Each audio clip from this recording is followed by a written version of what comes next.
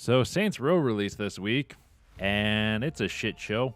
I don't plan on doing a 10-hour impressions of it because of how rough it is. When it comes to bugs and glitches, it's a thing that kills my enjoyment of the game a lot normally, depending on how frequent it is. If it's a super rare thing and like it's hard to replicate or something like that, then it's like, okay, yeah, it happened. Let's move on. Let's keep going through the game. But from everything I have seen when it comes to Saints Row, there is a shit ton of glitches and a shit ton of problems with the game. Not all of them, but a lot of them are technical problems, like falling through the world or duplicating your character on your co-op partner's character or like stuff like that. And that's where it's like, okay, what the hell? And then there's also like the flying stuff where you're zoomed in super far all the time. And it's like, what is going on? From the look of it, it's going to piss me off in about 5 seconds and I'm going to be done with it. I'm going to play it. I'm going to run into a glitch. Or I'm going to run into a bug and it's going to piss me off and I'm going to be done.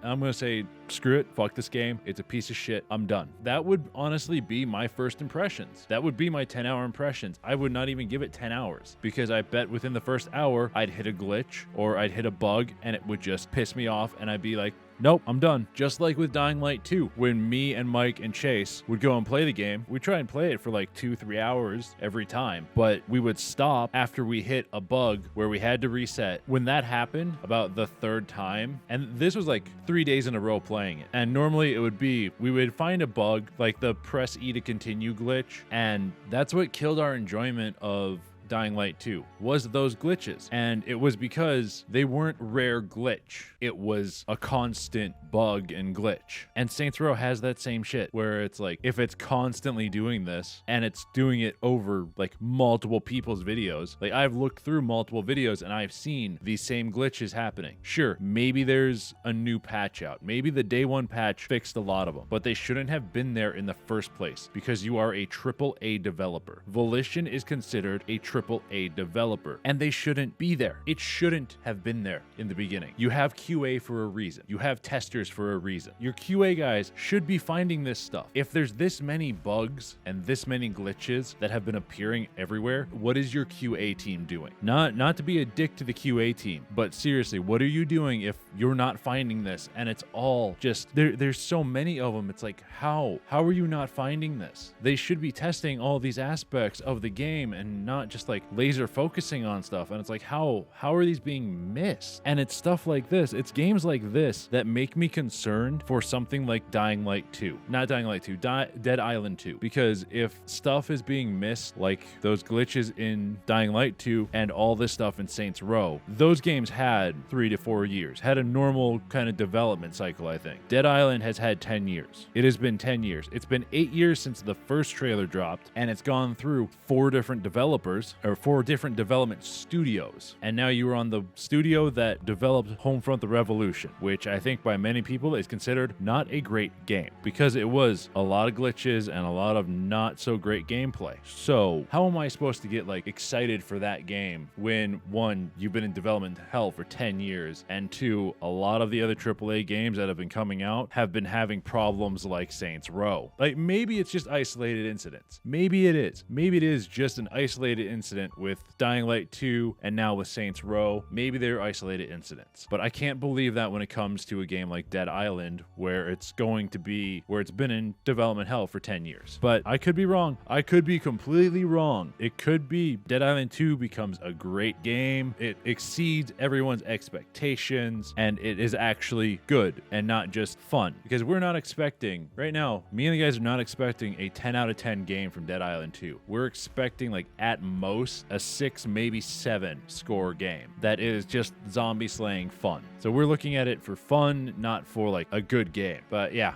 I know I veered off from Saints Row to Dead Island, and this is a weird video. I'm kind of just making this shit up as I go. But yeah, I am very concerned for the future of AAA games because of Saints Row.